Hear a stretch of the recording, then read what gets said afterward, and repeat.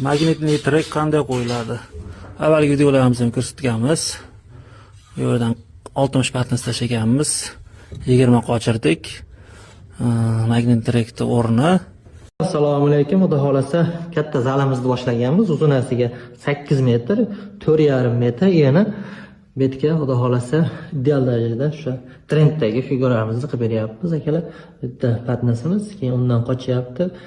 30 santi kurogam aynalib o'tyapti akalar. Bitta pasyotka bo'ladi. Bu yoqda ham pasyotka bo'ladi. Bu yoqda ham pasyotka bo'ladi. 3 qator pasyotka aynaladi akalar. Xudo xolasa ideal darajada chiqadi. Mana peshonalarni qotirib qo'yganmiz akalar. 8 sant peshona tiyaga yopishadi akalar. Bu tomonimiz razmerlarini aytib o'tib ketaman.